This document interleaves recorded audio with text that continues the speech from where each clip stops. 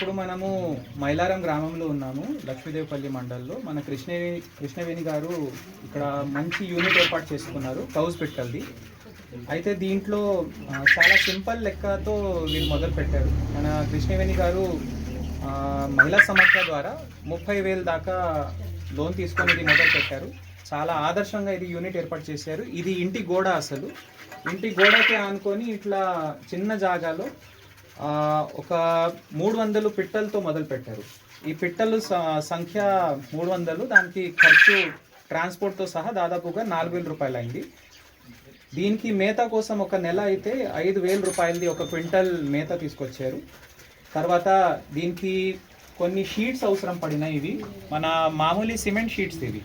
దానికి 4 షీట్స్ పెట్టడానికి ఒక 3,000 రూపాయలు ఖర్చు అయింది. చుట్టూ మొత్తం జాలి కప్పుకోవడానికి ఒక 2,000 రూపాయలు అయింది. అదేవిధంగా ఇటుకల సిమెంట్ మంచి ఫ్లోరింగ్ చేయడానికి దాదాపుగా 6,000 రూపాయలు అయింది. ఇంకా మనము ఇక్కడ బ్రూడర్స్ తర్వాత ఫీడర్స్ అవన్నీ పెట్టుకుంటే ఇంకా 4,000 రూపాయలు అదనంగా. పూర్తి విధంగా చూస్తే దాదాపుగా 25,000 రూపాయల్లో ఇది యూనిట్ మొదలు పెట్టవచ్చు. ఆల్రెడీ 150 పిట్టలు కూడా అమ్మారు మన కృష్ణవేణి గారు, మంచి రేటు వచ్చింది. సో దీంట్లో పూర్తి పెట్టుబడి 25,000 రూపాయలు ఉంటే ఫిక్స్డ్ కాస్ట్ అయితే 15,000 రూపాయలు. పిట్టలకి దానకి ఒక సీజన్కి ఒక నెలకి 10,000 రూపాయలు పెట్టుబడి ఉంటే నికర ఆదాయం నెలకి 10,000 రూపాయలు వచ్చే అవకాశం ఉంది. అంటే ఒక జత పిట్టలు 70 రూపాయలకి మార్కెట్లో ఈజీగా పోతున్నాయి. సో కృష్ణవేణి గారికి చాలా ధన్యవాదాలమ్మా, మీరు మంచిగా చేసుకున్నారు. సో ఇది ఎక్కడి నుంచి నేర్చుకున్నారు ఒకసారి చెప్తారా ఈ యూనిట్ గురించి? యూనిట్ అంటే నేను గ్రామ సంఘంలో అధ్యక్షురాలుగా ఉన్నా సార్. అయితే నెలకు మీటింగ్కి వెళ్తా సార్. అక్కడ సార్ వాళ్ళు చెప్పేది విన్నా సార్. Very good. దీన్ని ఈ ఆలోచన వచ్చింది సార్, సార్ వాళ్ళు చెప్పేది. మంచిదమ్మా, వెరీ గుడ్. సో ఇట్లా మన జిల్లాలో ఆల్రెడీ 20 యూనిట్లు రెడీ అయినాయి.